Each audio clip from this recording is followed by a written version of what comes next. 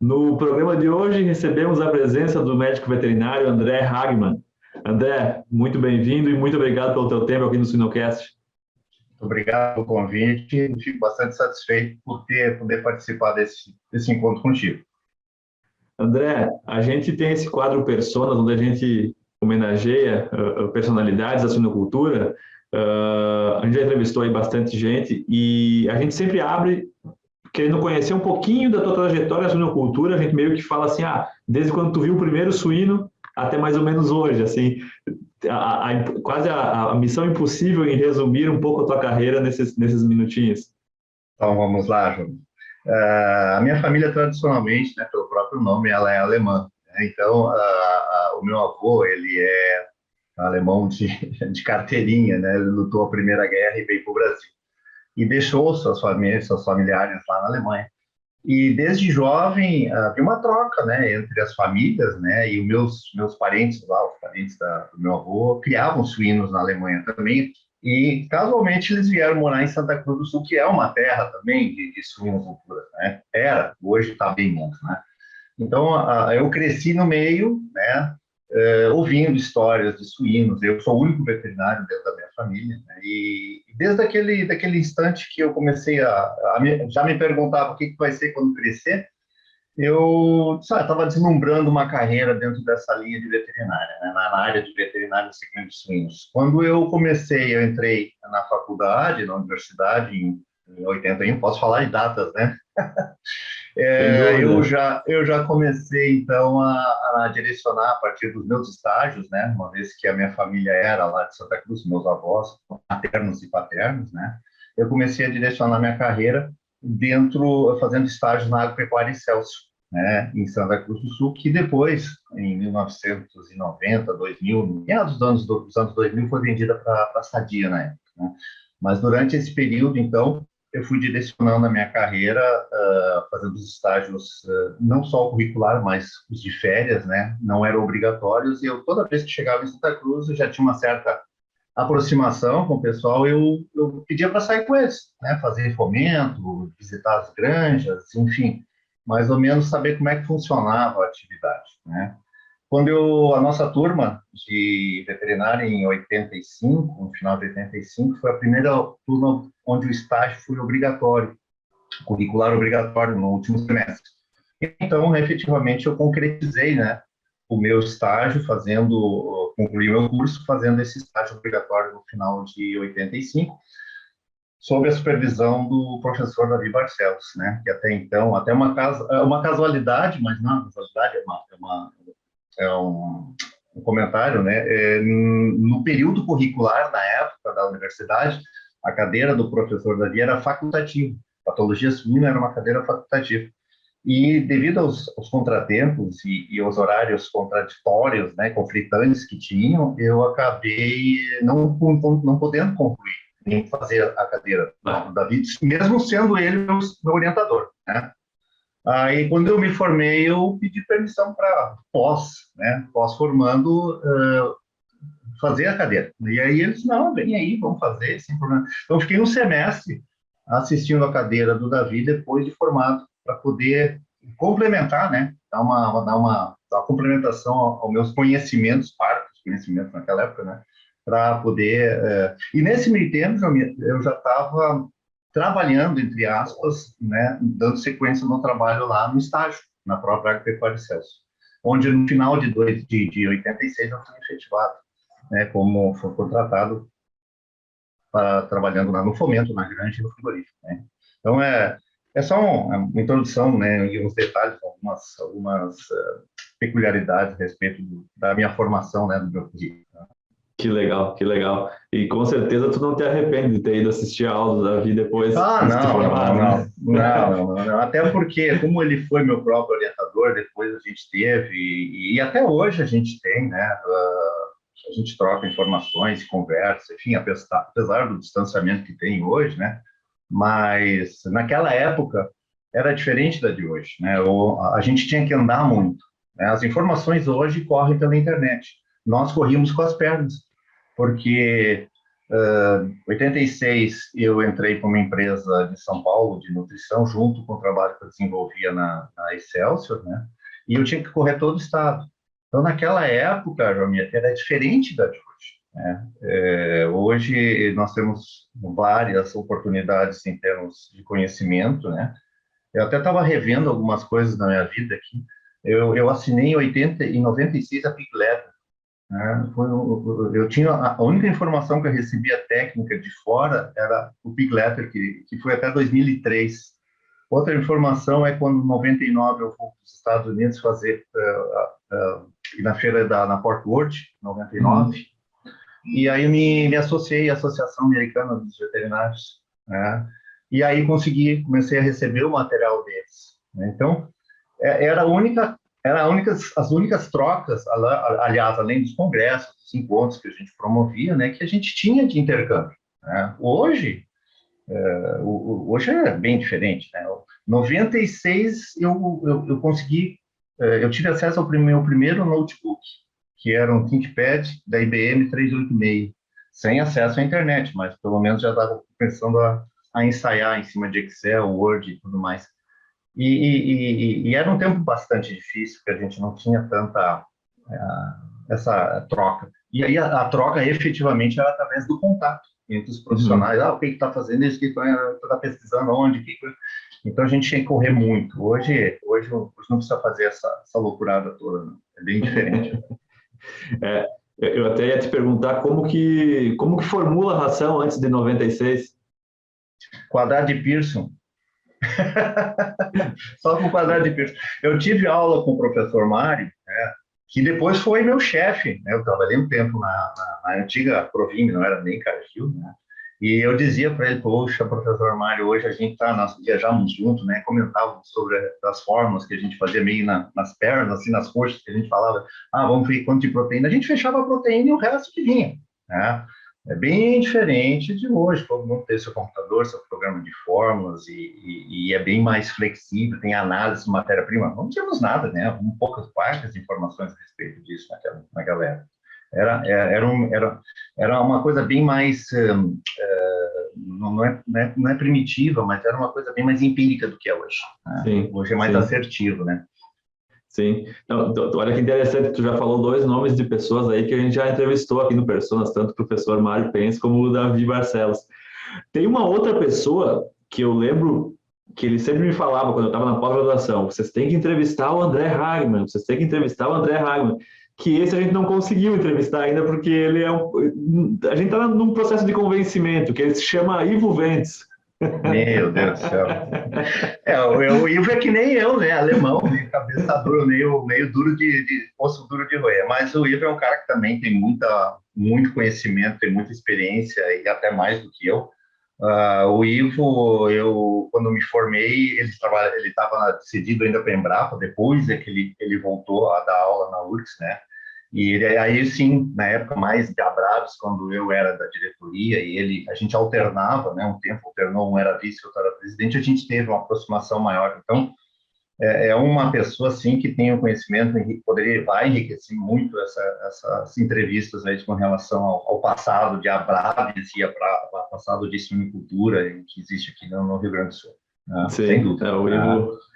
Ivo Mas um dia ele vai, viu? Continua tentando, que uma hora ele cede, pode ter certeza. Eu falei: professor, agora o senhor está aposentado aí na sua casa que o senhor construiu. Aí eu falei: a gente esperar passar a pandemia é meio relativo falar, né? Porque talvez não vai ter um marco, né? Hoje acabou a pandemia.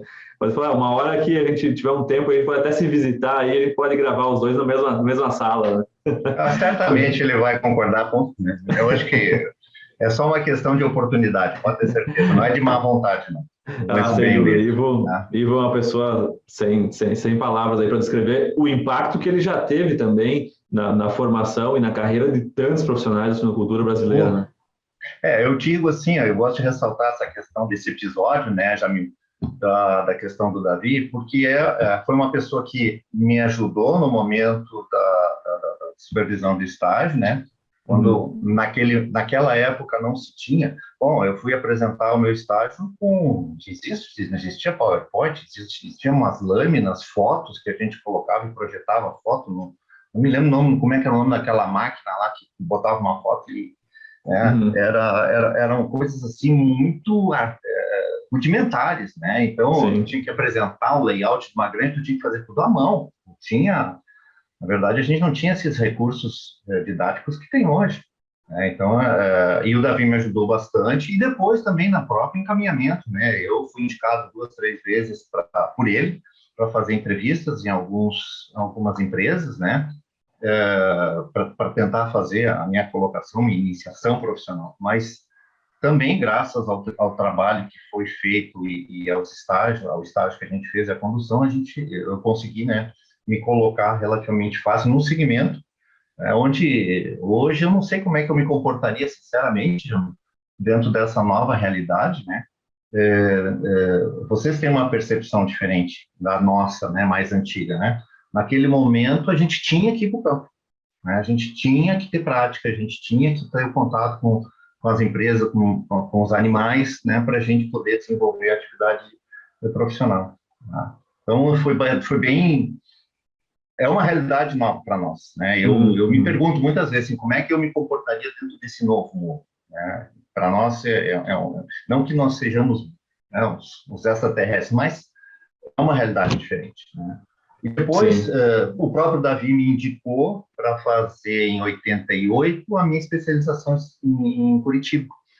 Foi o primeiro curso de produção e sanidade suína, que foi regulamentado depois pelo MEC, na Universidade Federal do Paraná. Era um curso de especialização de um ano, de 88 a 89, onde vários profissionais na época, o próprio Davi, o Ira Kuhner, tinha outras pessoas de São Paulo, né, que iam lá fazer palestras era uma semana por mês, durante um ano, e a gente fez esse curso com vários profissionais que naquela época se inscreveram. E eu participei, tive a felicidade de ser dessa primeira turma. Depois eu acho que isso aí acabou, não tenho certeza.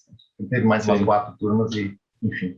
Né? Sim. Mas também isso aí já ajudou muito também naquilo que a gente estava conversando, da troca de informações, do contato com profissionais, enfim, né? Tinha gente do Ministério da Agricultura que fazia inspeção, eles falavam sobre a experiência deles, a gente falava sobre a nossa experiência de campo. Então tinha uma troca, era assim que a gente crescia, né? Crescia nesse ímpeto, né? Cada um de trocar as suas experiências, né? Sim. Era essa a E, ideia. André, eu estava pensando aqui, tu comentou isso, né, de que hoje as coisas estão, a informação está na internet, está muito mais rápida, a gente mais digita do que escreve, né? Eu lembro do professor Davi falando, né, eu precisava escrever um artigo, eu ficava dias numa biblioteca procurando, agora tu dá ou um Google e dentro de um artigo tu dá um Ctrl F, tu acha a palavra que tu precisa, né? O que tu acha, obviamente que os benefícios disso não acabam, né? Muito mais fácil, é mais rápido, acelera, mas o que tu acha que pode ser negativo, essa extrema facilidade e, em alguns casos, às vezes até um pouco de banalidade, né? Quando tu tem um excesso de informação, tu tem informações que não são tão úteis assim. O que tu acha que pode ser de negativo dessa evolução, André? Eu acho que, Jamil, depende da pessoa, entendeu? De passar o filtro e ver qual a informação efetiva, né, que ela pode aproveitar. Tá? Como tudo hoje, qualquer informação que a gente tem, né, no próprio WhatsApp, nos próprios jornais televisivos, enfim, que a gente recebe, tem muita informação boa e informação ruim, contraditória. Tem vários trabalhos científicos aplicáveis e vários trabalhos científicos não aplicáveis. Eu sempre fui, Jamil, a partir da pesquisa. Eu sempre fui um cara muito mais técnico do que comercial. Tá? Então, eu sempre corria atrás mais da informação e passava o filtro, isso aqui vai ser bom, isso aqui não vai ser bom. Tá? Eu me lembro do Comute, que era na época da biblioteca, nós não tínhamos internet, a gente tinha que ir lá na biblioteca e pedir, olha, eu preciso dessa literatura. E escrevia, aí a bibliotecária pegava e olhava, essa literatura tem lá na biblioteca, eu vou escrever, eu vou passar não sei se era Telex ou o quê, vou passar para lá para eles mandarem um xerox, aí chegava, bom, isso aí demorava umas 3, 4 semanas no mínimo, né? E depois a gente tinha que pagar por essa informação. né? Então, eu sou desse tempo de ir na faculdade e fazer essas trocas. Eu acredito que seja também por isso um dos motivos que o Davi dizia, não, tem que ficar 3, 4 semanas para fazer um artigo, né? E hoje não, hoje tu tem várias informações, mas várias informações que tu tem que passar escrito, né? Se efetivamente elas são aplicáveis, não só aplicáveis, mas se são verídicas ou não, né? Então, tem com relação, eu vi a tua explanação a respeito de ácidos, dos teus trabalhos, né, que tu editou no LinkedIn, acho que foi o último, sobre acidificantes, né, tem uma enormidade de acidificantes. Eu trabalhei com alguns, né, em algumas empresas, né, alguns são aplicáveis para determinados usos, finalidades, e outros não são tão, né, mas a gente tem que passar o filtro do que é comercial, do que não é comercial, e a gente tem que preservar o nosso lado técnico, né? Eu acho que é uma coisa que eu sempre me preocupei, né, na minha carreira, é a questão da imparcialidade e com relação à objetividade e o resultado que eu vou entregar para o meu cliente, né? Então, a gente tem que manter essa ética, né, essa ética profissional de que, não, isso aqui é comercial demais, então eu não vou utilizar desse recurso, vou trabalhar por outro lado. E a internet está aí, né? Para a gente poder fazer, eu acho que depende muito de como tu vai utilizar essa informação, né? Assim é a minha percepção, né? Sim, Eu, não, excelente. eu vou te citar um exemplo de casa, tá? Eu tenho duas filhas, uma está terminando agora o mestrado em odontologia, e tem uma outra que está fazendo farmacologia, tá? Iniciou agora o mestrado no meio do semestre, as duas formadas, tá? E ela me diz, pai, eu quero fazer análises clínicas, né? É um exemplo não relacionado, mas só... Aí eu disse, mas por que tu vai fazer análises clínicas? É muito legal tu saber os conceitos e tudo mais, como é que tu interpreta, como é que tu analisa, qual é o reagente que tu vai utilizar, papapá. Mas hoje tem as máquinas que tu bota o sangue lá dentro. Eu digo assim, eu vou lá no Unimed, tiro o sangue, quando eu estou chegando em casa já aparece lá o lado da glicose, do colesterol, né? Antes de chegar em casa eu já tenho lá. Então, essa, essa praticidade que o mundo moderno está nos dando em termos de velocidade, é que a gente tem que... Então, ó, é legal saber, mas tu não vai aplicar mais. E isso aí é com relação também a esse tipo de informação que a gente está comentando. Tem coisas que tu não vai mais aplicar, mesmo estando na internet, entendeu? A gente tem que pensar as coisas para frente. E o mundo vai caminhar para frente. Quem ficar para trás, infelizmente, vai ter que pagar um preço por isso, né? Sim, e aí a gente entra até numa discussão que é muito mais profunda que a revisão e a reconstrução dos currículos das universidades, né? Porque a gente discute, obviamente, dentro da veterinária muito isso, mas tu imagina em cursos como o curso de biblioteconomia, né? Como que era um curso de biblioteconomia no passado para hoje, né? Hoje, 100% digital, tudo. É isso aí.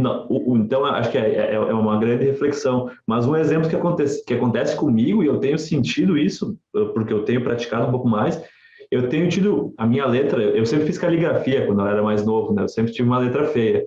Mas eu estou tendo uma dificuldade de escrever um pouco grande, assim, de conseguir ficar nítido e eu entender a minha letra, porque a gente vive digitando, eu tenho perdido um pouco aquele cuidado de fazer uma letra um pouco melhor, assim, para que uma pessoa possa ler, né? Às vezes não é só tomar uma nota para eu ler depois, mas uma outra pessoa possa ler, e eu acho que isso é um dos pontos que a gente é uma adaptação, né, que a gente faz, mas infelizmente a gente tem que ter esse balanço, né? Ele não pode Eu ser sou 100%. Isso aí, Jamil. Eu sou do tempo que eu tinha que fazer relatório no meu trabalho. Eu tinha que escrever. A pior letra era a minha. Porque eu tenho, assim, eu tenho um lado extremamente prático. Eu sou extremamente objetivo no que eu quero, no que eu procuro. E essas burocracias de relatório que a gente tinha que fazer no papel carbono, né? Deixar uma via no talão, outra mandar para os nossos chefes, gestores, por malote, para eles analisarem o nosso relatório uma semana depois do que tinha já acontecido, para deixar... Jesus, quanto tempo se perdia, né? E a letra, nossa, é a mesma coisa, cadernos de caligrafia e bababá, escreve. Gente, eu posso te dizer o seguinte, olha aqui, ó, tá na prática, aqui, olha o meu caderno e olha a minha letra, se tu consegue entender. Eu consigo entender, e deu. Esse é o meu lado, entendeu? É lógico, né? É lógico que às vezes a gente tem que melhorar um pouquinho, caprichar, porque outros vão ver. Mas se a gente está digitalizando, então tá, escreve, tem que saber escrever em português, só isso, né? A minha tá aqui, não sei se você consegue ver, mas o que eu me dei conta é que a gente É praticamente isso aí. perdeu a capacidade de fazer letra cursiva, né? Eu hoje, se eu É escrevo isso. cursivo, nem eu entendo depois, né? Não, eu vou fazendo, vou escrevendo, aqui tem o outro lado do meu caderno, e meus cadernos assim, ó, é tudo mais ou menos assim. Tá? Eu entendendo é o que interessa. Né? Hoje eu tô nesse atalho aí, já, né? Exato. É mais importante eu entender, compreender do que basicamente os outros. Aí para os outros eu faço e-mail, escrevo, eu faço um relatório por computador, Word, assim. Mas acho que é mais interessante nesse momento a gente tentar atender as nossas exigências, né? André, tu te arrepende de alguma coisa da tua carreira? Olha, eu posso te dizer o seguinte, amigo, eu sou um cara feliz dentro da minha carreira. Tá? Eu me considero realizado, né? E continuo em realização, tanto que a gente não pode parar. Tá?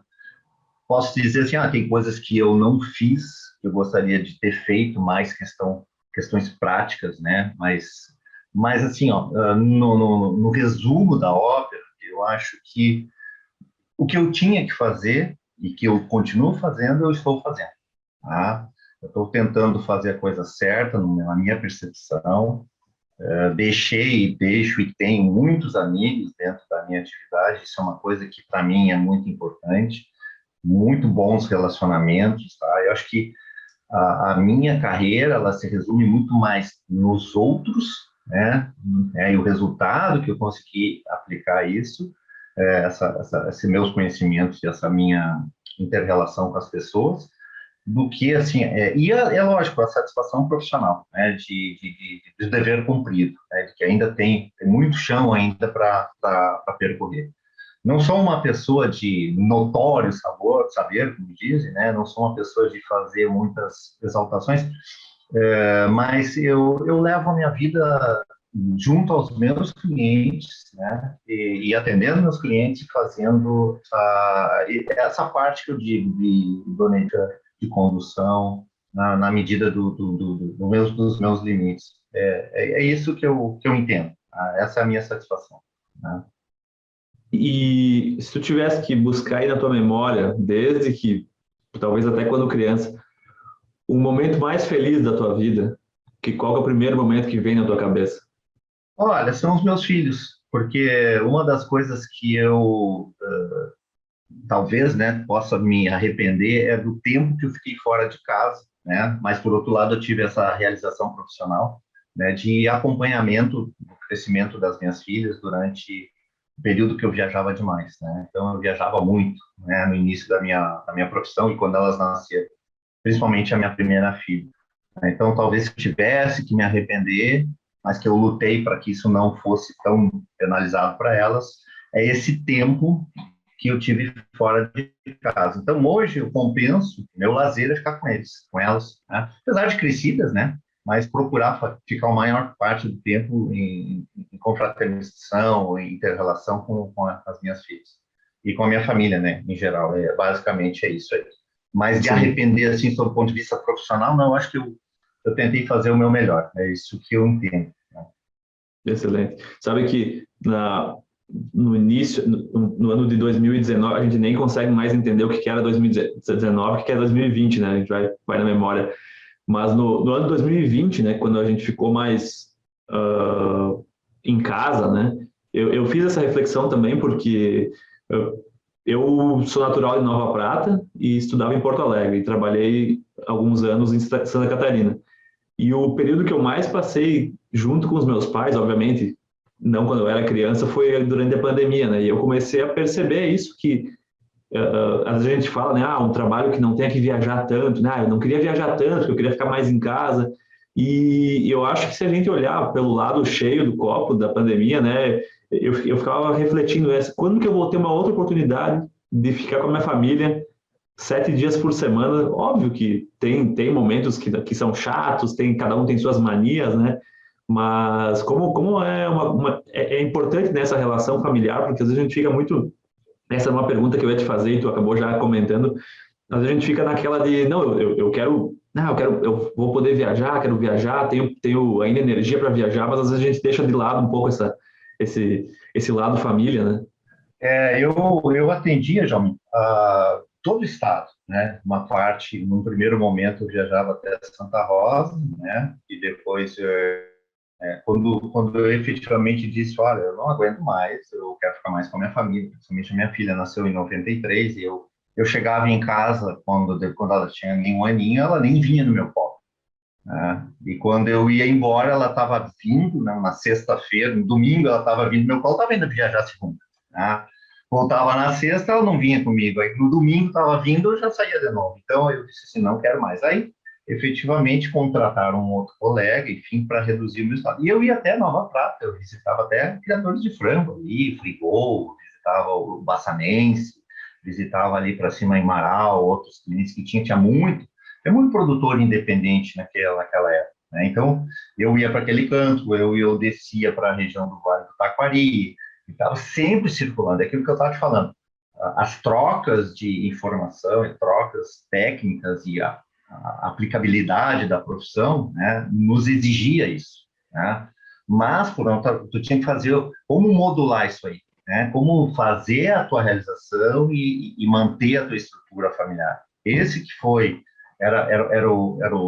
viaja uma semana, não viaja na outra, ou corre um pouquinho ali, volta para casa. Então, esse meio termo é bem complicado, sabe? E a pandemia, efetivamente, né, aí num momento um pouquinho mais diferente, eu já estou já aposentado, né, eu estou numa outra fase, né, mas ainda na ativa, e quando ela efetivamente começou em 2020, né, aí só foi uma questão da gente fazer uma condução interna, né, mas é realmente bem complicada a nossa atividade, sabe? Abrir mão das coisas e escolher. É muito importante a participação da esposa, né? Para ficar com os filhos, né? Para te dar essa estrutura, para te poder ter a tranquilidade de poder trabalhar. Então, tem uma série de sacrifícios, né? E a gente modular isso aí é bem complicado. Tem que ser muito bem conversado. Tu criou algum hobby ou hábito diferente durante a pandemia, André? Alguma coisa que tu criou Eu durante a pandemia? caminho dentro do meu condomínio, Jamil, todo dia. E esse foi o hobby que eu não tinha. Eu corria e caminhava eventualmente, porque eu moro aqui perto do Guaíba, né? Eu corria aqui na beira do Guaíba, tá? Mas esse ano de 2020, eu comecei, a minha esposa caminhava no nosso condomínio, e eu disse, vou caminhar aqui. Então, é uma coisa que efetivamente eu hoje tenho como rotina.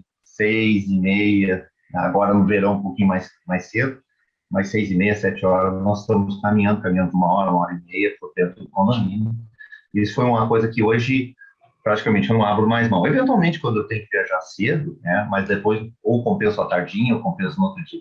Esse foi um hobby um hobby não, mas foi uma rotina que foi criada Uhum. para a gente também não enlouquecer, né? Porque tu tem que sair um pouquinho, tu tem que arejar, tu tem que espraiar um pouquinho para gastar um pouquinho de energia em vez de ficar só consumindo, comendo, enfim, engordando em casa, né? É verdade.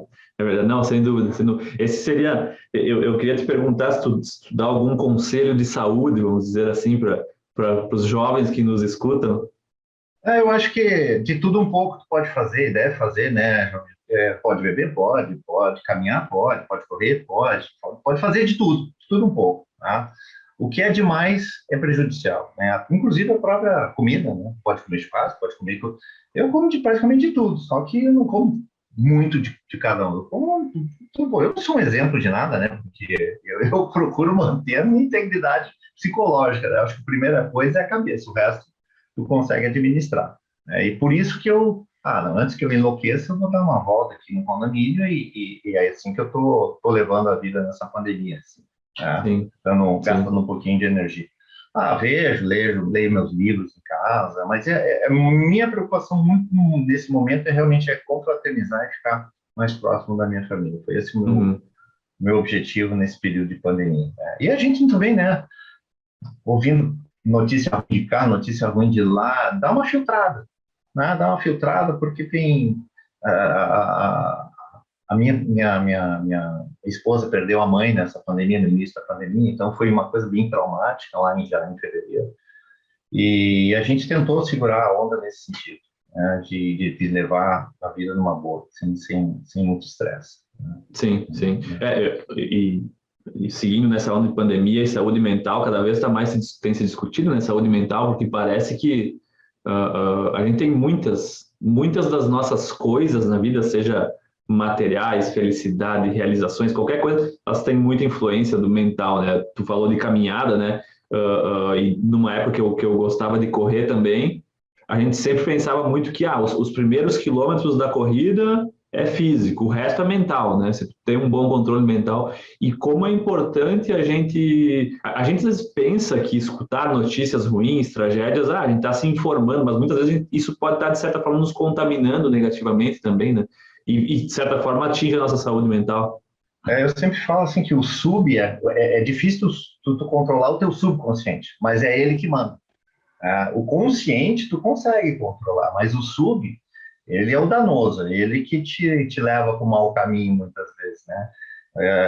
O desgaste físico, que é o que a gente faz com relação à aplicabilidade, fazendo exercício, é justamente para te dar uma quebra no teu sub, né? Que é o lado ruim da tua cabeça, entre aspas, né? Principalmente no período de pandemia. Então eu procuro controlar esses dois, né? Mas é difícil. O sub, realmente, às vezes, ele impera em cima do consciente, né? Mas vamos tentando de driblar isso aí, né? É o único jeito, né? Não tem como. Uhum. Vamos convivendo, né? Não, Sem medicamento, exatamente. sem medicação de preferência. Perfeito, perfeito, André. André, esses dias eu estava conversando com alguns amigos da suinocultura e um fez uma pergunta, lançou uma enquete no grupo ali. Qual que é a tua definição de sucesso? Se tu tivesse que, seja no trabalho, seja na vida, o que seria uma definição de sucesso para ti? Eu acho que é tu estar realizado contigo mesmo, entendeu? Porque, assim, são valores, tá, Jamil? Cada um tem seus valores. Uns acham que o sucesso é dinheiro, outros acham que o sucesso é a carreira. Eu acho que o sucesso é tu estar feliz, né? Feliz com a tua família, com os teus valores, com a tua integridade, a tua idoneidade, a tua saúde, enfim, que tudo te cerca ao teu redor. A grana é importante, claro, dinheiro é importante, sem dúvida, né? Mas eu posso me considerar hoje uma pessoa realizada e com sucesso porque eu consegui fazer isso tudo, né? Como não tem muito de cada um, não, mas no bojo, né? Na contextualização de tudo, eu consegui me satisfazer dentro dos meus alvos, dos meus objetivos, né? Na realização profissional, na constituição da minha família, na minha saúde, na minha integridade intelectual, física. Para mim é isso aí, né? O sucesso é isso aí, não é só um valor, depende do que cada um dá de valor para as suas coisas, né? Eu Uhum. contextualizo todo esse conjunto de coisas, né? E Perfeito, me considerar um perfeito. cara feliz, né? Exato, exato. Não, muito Os bom, muito amigos, bom. amigos também muito importantes, né? Fazer essa interrelação com eles também. Acho que, enfim, né? Espiritual, o lado espiritual é importante também. Né? Tem de tudo, né? Tem tudo que for bem modulado, eu acredito que possa te levar à tua realização e à tua felicidade. É Né? um equilíbrio, né? É um equilíbrio É de aquele. certa forma, de tudo, né? Seja Mas o que tu. volta a te dizer, né, Jamil? Depende do que a pessoa tem como valor, né? É, É isso que é a razão principal do sucesso de uma pessoa, que ela valoriza. Né? Se ela valoriza dinheiro, ela vai correr atrás de dinheiro, para ela vai ser feliz quando ela tiver muito dinheiro. Não é o meu caso. Eu preciso de dinheiro, claro, mas para viver bem, com conforto, entregando para minha família o que eu posso entregar, de realização, de conforto, enfim. É isso, mas por isso que nesse bojo, nesse contexto todo, eu me considero um cara feliz e realizado. perfeito. Seguindo no papo família, André, se tu tivesse, por exemplo, um fim de semana ou uma noite, ou um momento com a tua família, que atividade tu gostaria de fazer junto com eles? Eu viajo muito com eles, né? Eu, além de ir para a praia com eles fim de semana, quando eu posso, não sempre agora, né? A gente viaja, a gente vai para viaja no exterior, a gente viaja aqui no interior, vai para a Serra, passa o fim de semana em Gramado, passa o fim de semana, nós vamos à Ribeira, sempre nesse contexto, né? De confraternizar, não é confraternizar, mas estar junto, né? Essa é nossa realização minha, da minha esposa, é fazer com que a gente esteja no núcleo e todo mundo interagindo bem, sem estresse, né? Mas interagindo, né? Basicamente isso aí, um próximo do outro. Que É. legal. Esse link é muito importante para nós, né? São valores, é isso que eu estava te falando. Tem gente que não tem os valores, enfim, né? Mas cada um tem. Uhum, uhum. Filmes e seriados, André, tu é Por ligado a isso incrível, ou não? não, eu não sou muito de televisão. O que eu gosto de vez em quando é ver uma partida de futebol, mas também, dependendo agora, nesse ano aí de Grêmio, do jeito que tá, eu até evito, né? E não sou mais. Já fui ligado, já joguei bola na minha adolescência, joguei no Grêmio, fiz a minha atividade de vez em quando, mas larguei bola, larguei futebol, era o meu principal esporte, né? E depois, com uma mudança de foco, também tem só filhas e mulheres, né? Então, eu ficava sentado na sala vendo o jogo e estou perdendo a vontade. Por incrível que pareça, hoje eu tenho um hábito que eu adquiri, que é ficar vendo aqueles programas de culinária. Alguns, quando eu posso, eu fico vendo programas de culinária de noite, né? Uhum, uhum. Mas, sem mentira nenhuma, já, eu durmo hoje 9h30, 10 horas. Então, desligo a TV e vou dormir, acordo 4h30, 5 horas, velho, né? Velho acorda muito cedo, Que até para poder legal. caminhar cedo também, né? Então, Sim, e aí de manhã eu leio meus e-mails, quando tem, eu tenho que responder alguma coisa, faço meus trabalhos, enfim. Às vezes, quando eu tenho que viajar, agora menos frequente, né? Mas viajar, eu viajo cedo também, 6h30 estou na estrada, 6 horas, enfim, quando eu tenho compromisso cedo nos clientes, tá? sim, sim. O Mas fora bom, isso, TV é muito pouco. sim. Interessante, interessante. O bom do MasterChef, né, que eu também gosto de assistir o MasterChef, é que aqui nos Estados Unidos passa um pouco antes, né, porque por causa do fuso, então dá para, porque senão ir deitar meia-noite e pouco, aí no outro dia a gente É, tá moído, né? eu tô vendo a série agora do Que Seja Doce, que é programa de confeitaria, né? Confeitaria. Olha aí, É. olha E aí. alguns livros, né, eventuais. Eu tenho um livro aí tem 3, 4 livros que eu estou lendo ao mesmo tempo, demora um ano para ler. Aí quando me dá vontade, vou lá e pego, leio. Ah, peraí, isso quanto é? Deixa eu ver o capítulo anterior. Estou lendo agora o livro do Churchill, da Segunda Guerra. Ah, me dá vontade, é um livro grosso. Tá, peraí, tá, não vou. Livro, para mim, não é aquela, como é que eu vou dizer, aquela obsessão. Tá? Eu vou ler, pego, levo para a praia. Ah, mas aí lá vai o pai carregando o livro de 3 quilos dele. Aí eu disse, não, deixa, senhor, eu estou carregando, botei dentro da minha mochila. Ah, lá vai o livro passear na praia. Ah, o livro vai passear, depois ele volta, e eu tô. Ah, me deu vontade? Eu sento lá, veio. Ah, uma página, duas, não. Fecho, quero ler. Enfim, não é nenhuma obsessão, mas quando eu preciso, é uma maneira de eu relaxar, né? Perfeito, perfeito. Não, Tem muito gente que legal, lê né? série de livros e se lembra de. Cara, me desculpe, Jamil, eu não me lembro de um filme que eu vi, tá? Eu não sou daqueles que ficam, mas a série e tal, tal, tal. Não. Eu gosto de ver um filme, mas tá, passou, passou, né? E o livro é praticamente a mesma coisa, né? Legal, legal. Não, sabe que isso, às vezes a gente até fica um pouco, eu digo que as novas gerações às vezes se sentem um pouco pressionadas, né, porque tudo que elas veem, tudo que elas consomem indicam que tu tem que ler muito, né, mas esses dias eu conversei com o professor Vinícius Cantarelli, e ele comentou, eu praticamente só leio artigo, eu quase não tenho tempo de ler livro, né? Então, às vezes a gente chega meio assim, nossa, tem amigos e pessoas que leem não sei quantos livros no ano, eu leio milhares de artigos, né? Então, Eu é, é, invejo essas pessoas, sabe, que se lembram de todos. Eu digo invejo, porque se lembram do filme, detalhes do filme, da cena. Eu invejo esse pessoal, tá? Mas eu não quero isso para mim. Sinceramente, eu valorizo, eu relevo, acho que legal, papapá, mas para mim, filme para mim é passatempo, não é claro, compromisso, é entendeu? verdade, Livro é passatempo, não é um compromisso. Ah, mas tu tem que ler o livro de história, beleza. Gosto de ver programas de história, né? Tem até livros aqui, ó, História da Vida Real, aqui, da vida privada, aqui tem desde a Idade Média.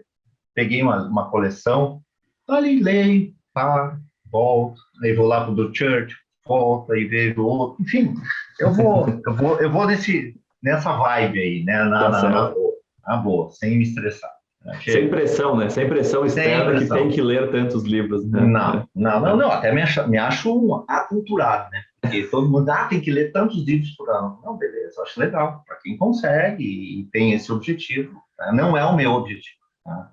sim, sim. É aquilo que eu estava te falando de valores, né? Exato, exatamente, exatamente. E não tem nem errado nem certo, né?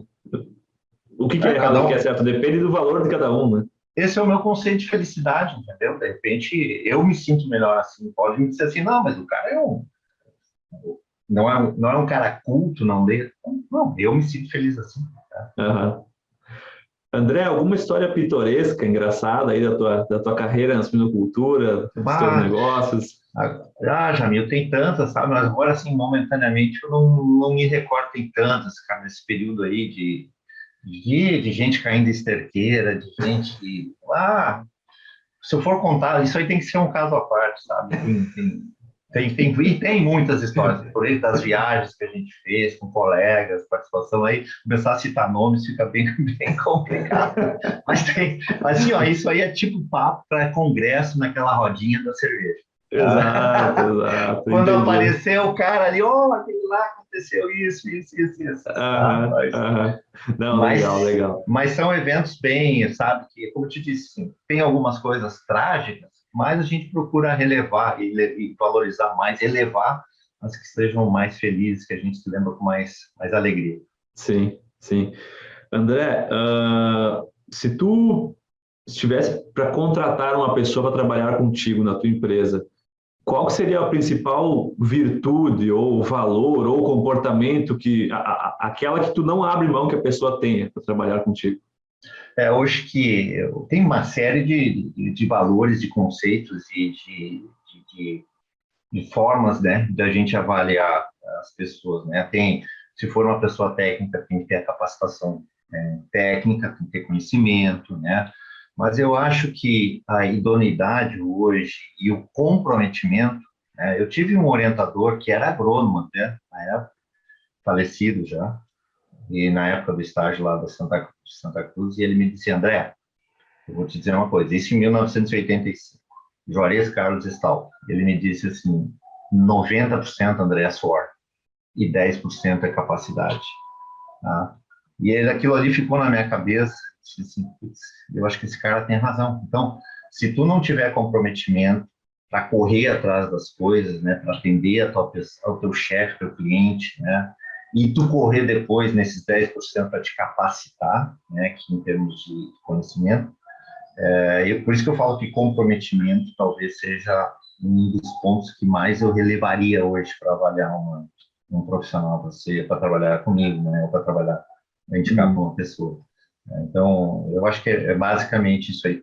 Porque o conhecimento, a gente está falando, né, Jamil, tá na internet, se a pessoa tem interesse, vai lá e aprende. Mas o comprometimento de estar respondendo, assertividade, é, fazer com que haja uma interatividade com as pessoas, acho que eu vejo muito isso hoje, sabe? As pessoas cumprem muito horário, as pessoas, eu fiz isso, não vou fazer mais. Então, não tem mais, a gente não tem mais horário, porque se tu conseguir uma atividade profissional hoje, tu tem que relevar isso ao máximo e aproveitar e agarrar com 2, 3, 4 mãos que tu tiver para poder dar o teu melhor, né? E mostrar o teu valor. Essa era uma preocupação minha quando eu me formei. No início, tu trabalha até de graça, né? Não, mas vou te pagar salário de estagiário. Não tem problema. Quanto tempo? Não sei, 3 meses, experiência, ok, beleza. Então, a gente tinha o comprometimento de mostrar que conhecia, né? De mostrar que tinha capacidade de poder preencher a expectativa, atender a expectativa da pessoa que estava te contratando, das pessoas que tu estava atendendo. E hoje eu não sinto mais tanto isso. Não sei o que pode ter acontecido. Mas muito acho que é dessa nova geração que está aparecendo aí. Né? Mas também não quero entrar em detalhes, cada um. Claro. Sabe que ontem eu estava numa reunião de homenagem a um ex-aluno aqui da universidade, que ele é proprietário de uma granja aqui na região, e ele foi conversar com os alunos da pós, e uma aluna perguntou, tu pode nos dar uma última palavra de sabedoria? E ele falou uma coisa muito parecida com o que tu falou. Ele falou assim, não se preocupa com o dinheiro, se preocupa em trabalhar duro. O dinheiro simplesmente acontece. Ele vai aparecer. É bem isso aí. Eu acho que a gente fica com o foco um pouco errado, né? A gente foca no dinheiro, mas daí acaba esquecendo do trabalho duro, do comprometimento, da capacitação, de vários pontos a falha em identificar o que é causa e o que é consequência, né? A gente tem que ter muito cuidado, sabe, Jamil, dessa formação, né? Como tu me perguntou, como é que foi a tua formação? Minha formação foi desde o início. Não sei se infelizmente, não é uma palavra forte, mas durante o período de faculdade tu tem que cumprir o currículo, tu tem que assistir cadeiras que tu não quer assistir, mas tu tem que passar para poder te formar, entendeu?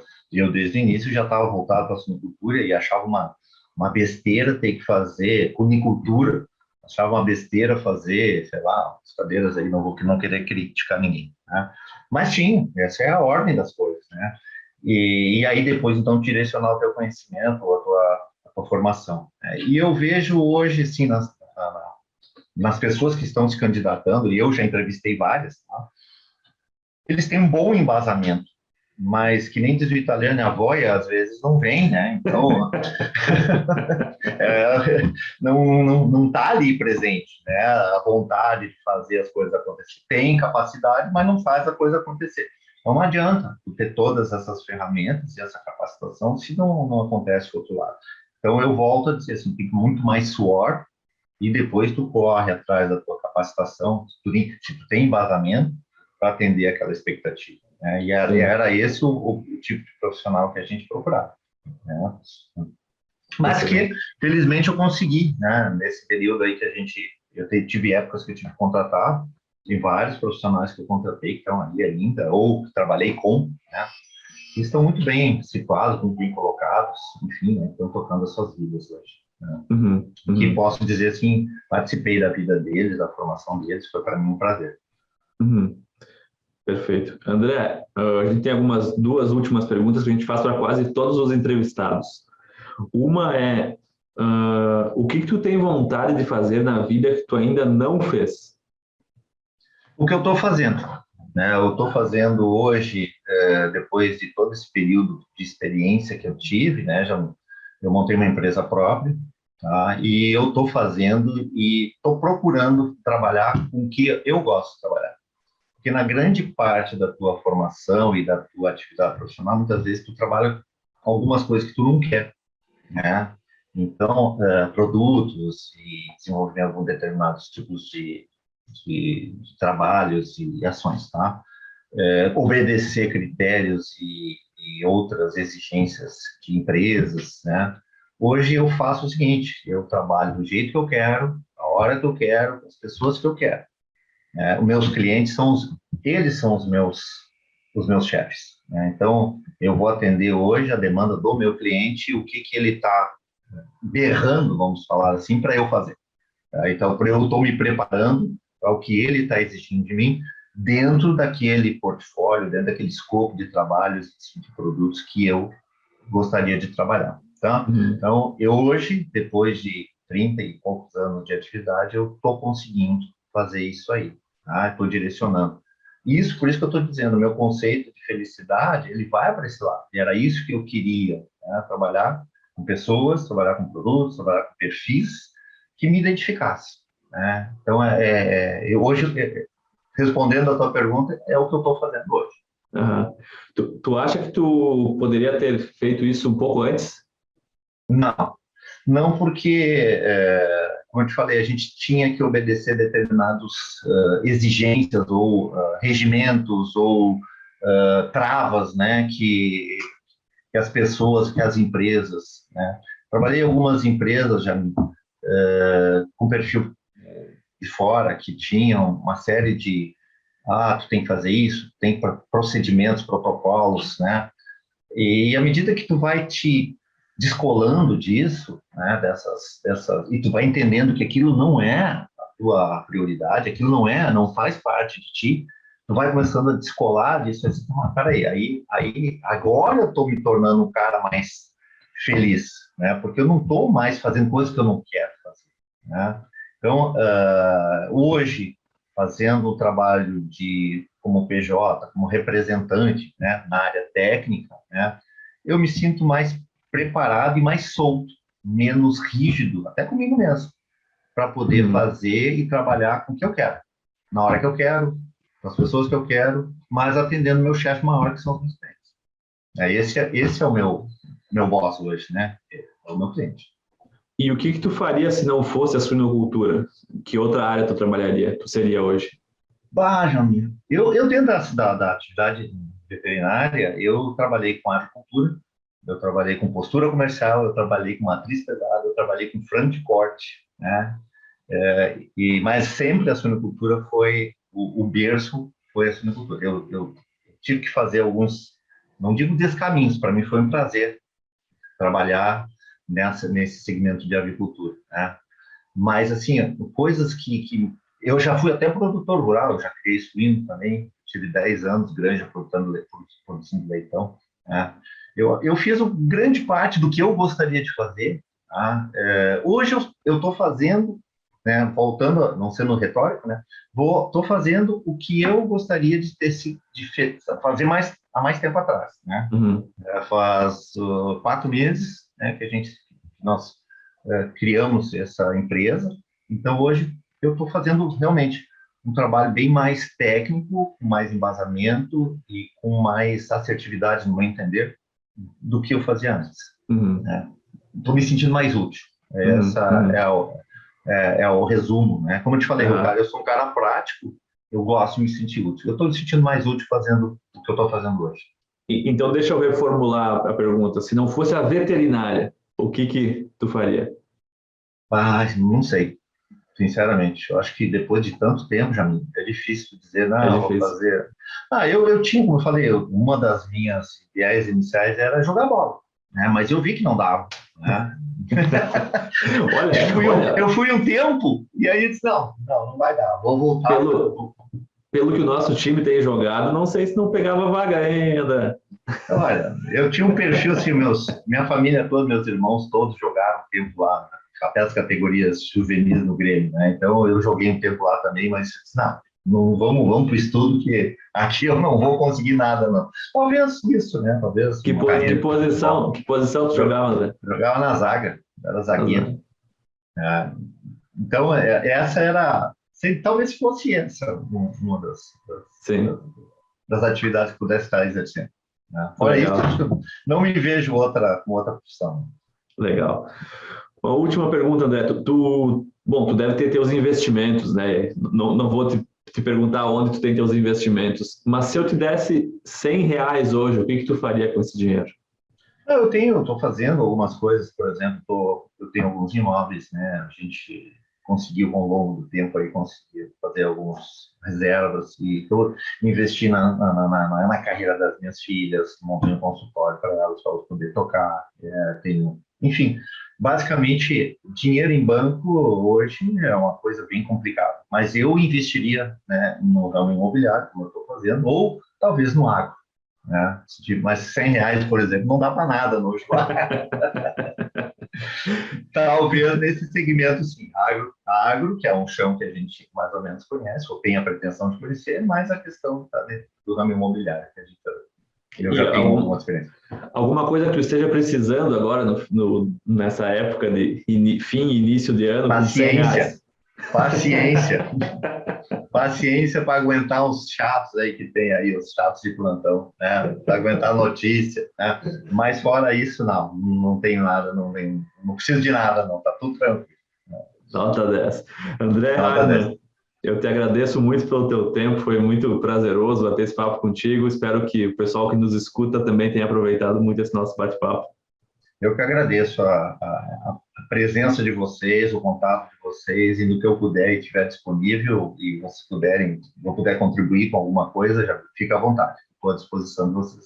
Tá bom? Muito obrigado, André. O público do Sinocast agradece. Um abraço a todos. Obrigado. Um abraço. Igualmente para vocês. Tchau, tchau.